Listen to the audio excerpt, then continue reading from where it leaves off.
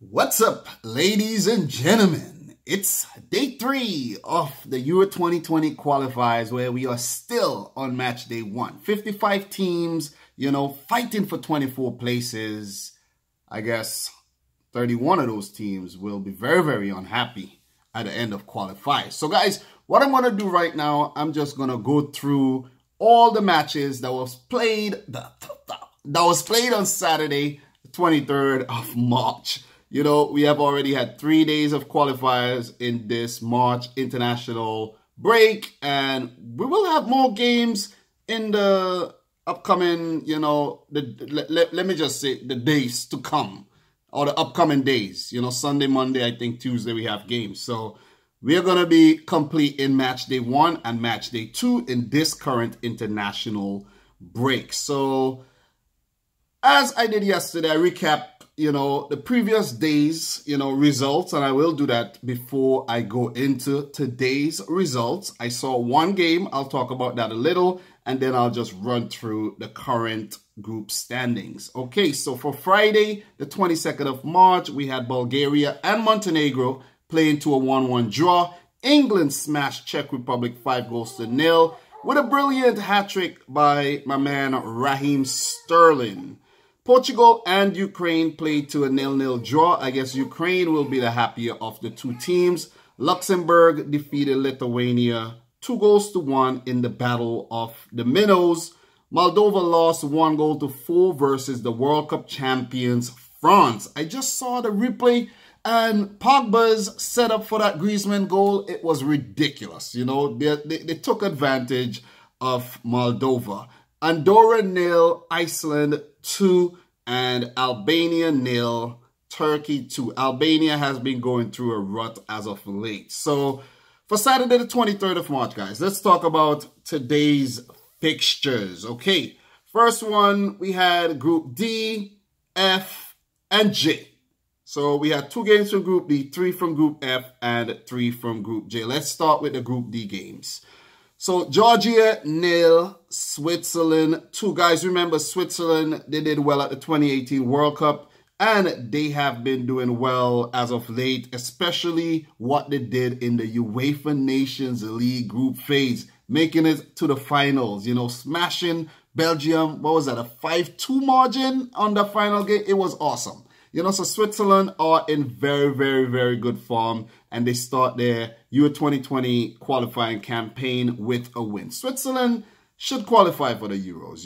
There's a lot of fail-safes put in place for teams to qualify, and Switzerland should benefit from that, having topped their group in the UEFA Nations League. So in this game, we had Steven Zuba scoring in the 56th minute, and Zachariah scored in the 80th minute to give the Swiss a 2-0 win. So Georgia, who actually did good in the UEFA Nations League, they have a mammoth task, and they're on their hands to, overturn teams like Switzerland. So very, very good start to, the European qualifiers campaign by the Swiss. I expected nothing less than a victory versus a team like Georgia. But definitely, I'm not underestimating Georgia because, as I said, they did well in the UEFA Nations League. I think they even gained promotion as well. So, they're a team to watch going forward. All right. So, guys, let's talk about the next Group J fixture, which was actually Group D. Why did I say Group J? Group D, Gibraltar 0, the Republic of Ireland 1. Remember, they recently changed their manager, and to defeat Gibraltar by only 1-0 tells a lot about this Republic of Ireland team. Like, you gotta smash Gibraltar. Like, this is such a small country. It's like ridiculous. The only goal of the game was scored by Jeff Hendrick, the Burnley man, in the 49th minute. Like, come on. You got to do better than that versus Gibraltar. But then again, to Gibraltar's credit, they picked up some, very, very good results in the UEFA Nations League. So I guess they are a minnow on the up. But I won't expect much from Gibraltar, you know, in qualifiers. You know, teams should definitely pick them apart. But Republic of Ireland, they got to do better just in case it comes down to goal difference in the end, you know. So you definitely got to do better than that. We also have Denmark in their group and Switzerland. So it's not going to be easy. Denmark are familiar foes and it ain't going to be easy. Switzerland, Denmark, they are, you know, front runners to actually, well, let me say favorites to actually top Group D. So Republic of Ireland, they definitely have to do better than that. And I know it wasn't smooth sailing in this game at all. I didn't watch the game, but I know it wasn't smooth sailing. A 1-0 margin is never, ever, ever, ever safe, you know. So got to do better than that, Republic of Ireland, if you are to make it to Euro 2020. Okay. So on to Group F, we had Sweden defeating Romania 2-1. Well, I expected a result like this, but Romania has been playing well as of late. You know, another team under, you know, research. But Sweden, guys, we know how gritty this team is under Jan Andersson, what they did at the 2018 World Cup, what they did in the UEFA Nations League, topping their group, you know, gaining promotion and everything. So Sweden are a team in very, very good form with a very, very close-knit bunch of guys who has been playing with each other for quite a while. We had Quaison scoring in the 33rd minute and Klaassen in the 40th.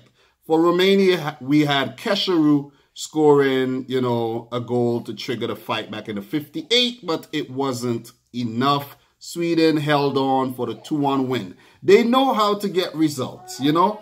They got 2 goals and they probably shut up shop, you know. I know I'm not telling the whole story of the matches going into depth with the stats and all. Because, guys, there's a lot of games to go through. This is basically just, you know, to update, you know, you guys. And for all of us to just keep, you know, close tabs on how the Euro 2020 qualifiers is actually going.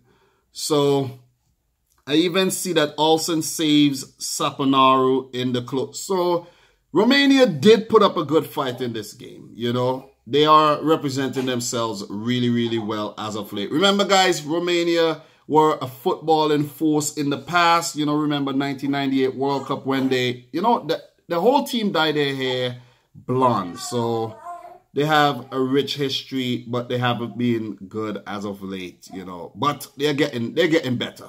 They're definitely getting better. Good to see. Hopefully, a team like Romania can make it to Euro 2020. Then, another Group F fixture. We have Malta playing the Faroe Islands. 2 minnows. Malta defeated Faroe Islands 2-1. Remember, Faroe Islands started off their UEFA Nations League campaign pretty good, but their form petered off. And Malta, similar team to Faroe Islands, you know, so it was a level playing field in this game. We had Nwoko scoring the first goal in the 13th minute. Then Borg scoring a penalty in the 77th. And late in the 8th minute of extra time, we had Thompson scoring 1 for Faroe Islands. So big 3 points for Malta. Guys, could Malta actually fight for a place in this group? In this group, we have Sweden, Romania, Malta, Faroe Islands, Spain, and Norway, which I'm going to talk about next. But it's going to be hard. You know, Norway has been in good form. Spain, as we know, are heavyweights. You know, Sweden, we know what they could do, and Romania. So no way. I think I'm giving Malta no chance. No chance. They will have to depend on the UEFA Nations League playoffs if they even get in, you know, to actually qualify for the Euros. So let us move on to another group, the other Group F fixture, Spain versus Norway. And you guys can see Sergio Ramos is one of the featured player on the thumbnail today. And I'm actually wearing, you know, the Spain jersey. So in this game, we had Rodrigo scoring first in the 16th minute. He played up top alongside Asensio and Morata, who did not have a good game. You know, I read. And after Rodrigo scored in the 16th minute, it was 1-0 at halftime for Spain. And then Josh King, the man who plays for Bournemouth, equalized in the 65th minute with a penalty. Remember, Norway were brilliant in the UEFA Nations League. They topped their group to gain promotion. So they definitely have the playoffs as, you know, a fail-safe to make it to Euro 2020. But 6 minutes after Josh King's equalizer, Sergio Ramos, man, he converted from the spot and, you know, give Spain a narrow win. Spain got to do better than this. At home, you got to, you got to brush aside teams like Norway. No disrespect to Norway, but this is Spain you're talking about. But definitely we know that Spain are rebuilding under their new boss, Luis Enrique, after their whole, you know, shit show. What happened at the World Cup with Lopetegui and then with Hierro. You know, they are a team in transition right now. So let's give them a break. They didn't do good in the UEFA Nations League either, you know, did not top their group. You know, even though they smashed Croatia, they end up losing, you know. So Spain is not in good form right now, and they are not even in my favorites to win the Euro 2020 tournament. Definitely. Are they in your favorites? If they are, let me know down below. In the notes for the games, I could even see that Morata spurned several chances. I don't know what's going on with Alvaro Morata at all. From being at Real Madrid to Juventus, back to Real Madrid, Chelsea, now to Atletico Madrid. The man is conflicted. I really don't know what's going on with him. He needs to get his act together. Definitely need to get his act together. So Sergio Ramos's goal, a Panenka-style penalty, secured a big 3-point for Spain versus a very, very, very, very, very gritty Norwegian team looking, you know, to get back to their 1990s glory days. So, other Group J fixture. Well, we are now in Group J. We are now done with Group F. Now we start with the 3 Group J fixtures. Pardon me, guys. Liechtenstein 0, Greece 2. Well, of course, Greece, come on, you have to beat teams like Liechtenstein. You know, Greece didn't do too well in the UEFA Nations League, and they have to make amends by, you know, breezing through these qualifiers. We had goals from Fortounis in the 46th minute and Donis in the 80th minute to give Greece, you know, as they say in the notes, a dominant and easy victory. On the road too. So, really good stuff by Greece. Need to get their act together. Remember, this Greek team won the 2004 Euros. So they have that in their locker. But they haven't been good as of late at all. The talent seems to have, you know, dried up. They need to start producing, you know, talented players, not the old heads who've been playing year after year, season after season. They need guys to come through. Do you guys agree with me? I know you do.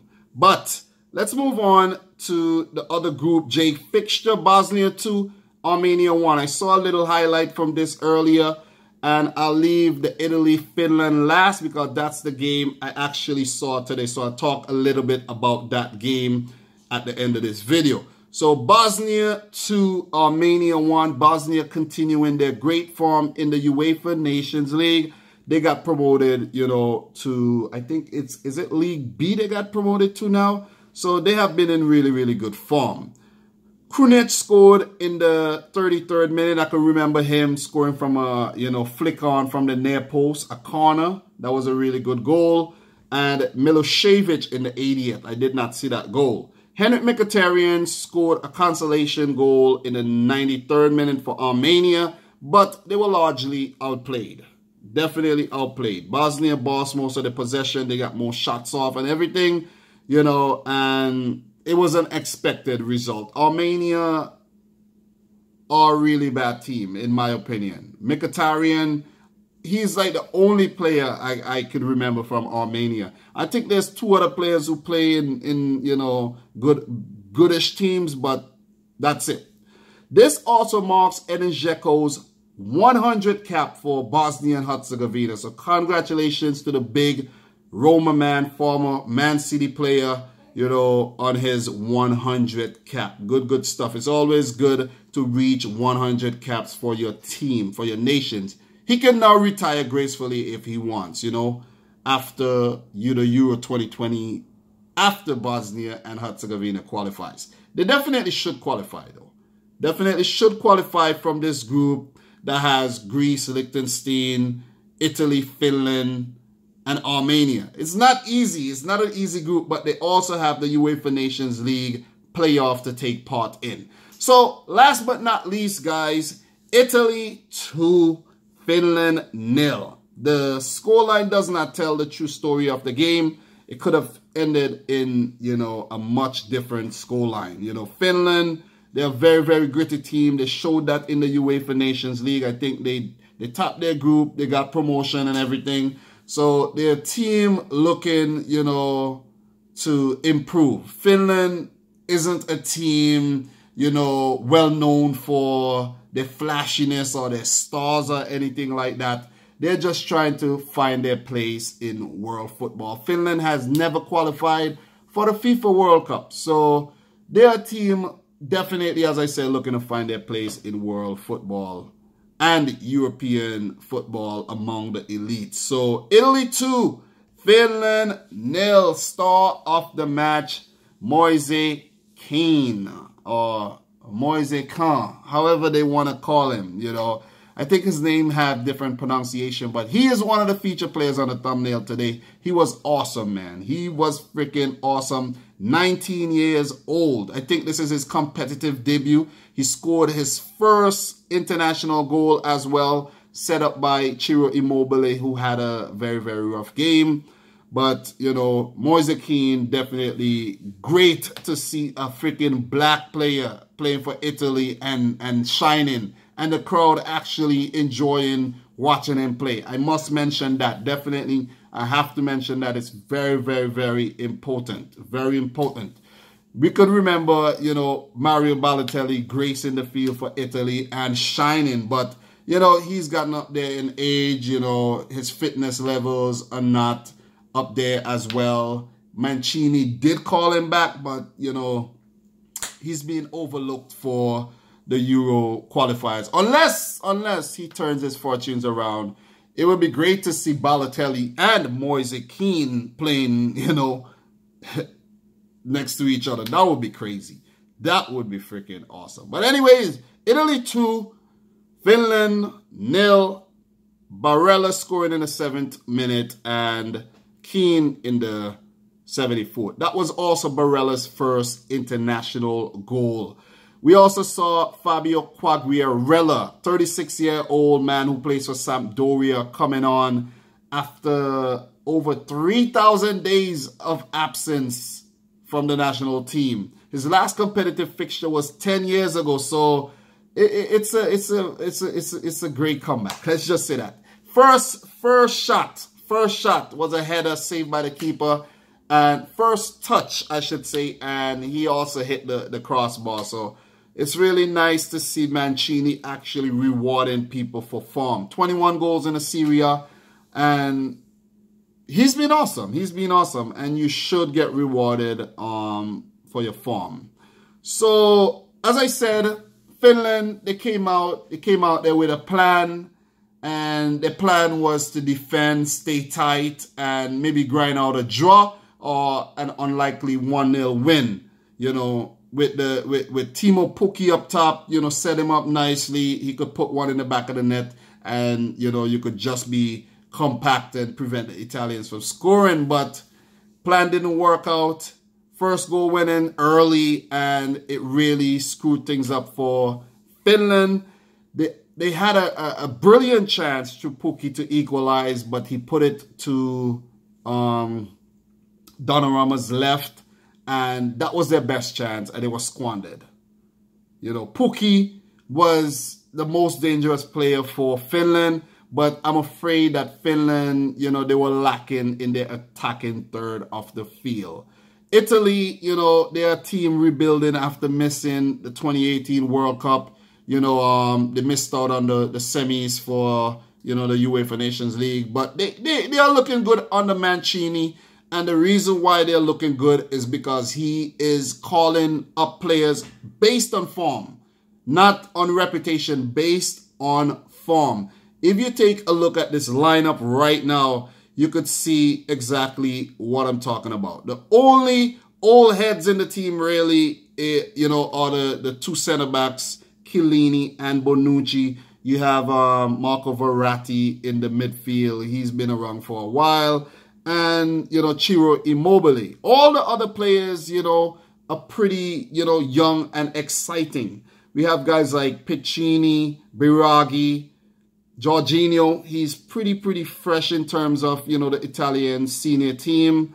Bernardeschi, you know, the Juventus man, you know, he was okay today, but he always gives you some impetus on the wings.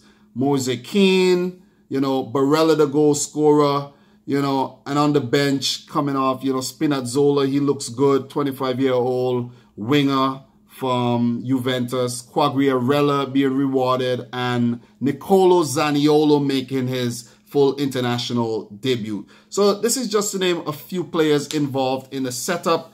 And Italy, they look good. To be honest, they look good, but against, you know, teams like, let's say, England, Portugal, Spain, the more heavy hitters in European football, they will struggle to grind out results. Definitely will struggle. I give this team, until the Euros, they have until the Euros to get their act together, to get their combination right. You just can't keep, you know, switching up the teams like that. Notable absentees, you know, Ciro Immobile and, you know, Chiesa. They were missing. They were injured, so they couldn't make the lineup. But Italy, 3 points is 3 points, so they will be happy for that. But they got to take away the positives. Got to work on the negatives. They, you know, there's vulnerabilities to be exploited by other teams, especially in the fullback position. So that's something that they have to work on. This is also the Azzurri's first home victory in 7 matches. So that's not good. And I think they are 30-something, you know, European qualifying games unbeaten, I think, or home unbeaten. So they have been good in European qualifiers. We will see them at the 2020 tournament. For sure, no doubt about that. And it's good to start out on a winning note. So that's it. I've finished recapping the games. I just want to do a quick rundown of the group standings right now before I end this video. Wow, this video went on 23 minutes. Did not intend for it to go on so long, but guys, let's do a quick rundown of the groups. What I'm going to do is I'm just going to talk about the groups that, you know, I talked about today. I don't want to do all the groups in today's video. So Group D, we have Switzerland topping that group so far. Ireland second with 3 points as well. Denmark yet to play Gibraltar, no points, and Georgia, no points. From, you know, looking at this group, Switzerland and Denmark are, what was that? Was that a frog? But Switzerland and Denmark are favorites for me to get through this group. The Republic of Ireland will have something else to say, but they have to take up points from their games versus Georgia and Gibraltar. Try to pick up draws versus Switzerland and Denmark if they are to qualify directly to the tournament. In Group F, Spain topping that group so far. Sweden second, Malta third, Norway fourth, Romania fifth, and Faroe Islands sixth. Spain and Sweden are favorites to come through from this group. Norway and Romania, you know, they also have a chance, but they will need to do something really good if they are to come through.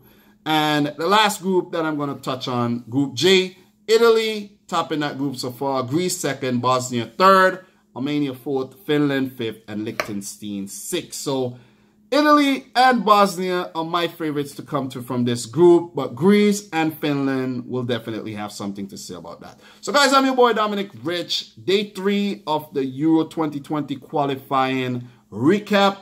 I will be back tomorrow. You know, go check out the previous videos for day 1 and day 2. You know, I really appreciate you guys coming back for more and more content, you know. If you're new around here, consider hitting the subscribe button. Smash the thumbs up button. Let me know if I missed any big talking points in the comment section down below. And until tomorrow, peace out. Rich Squad!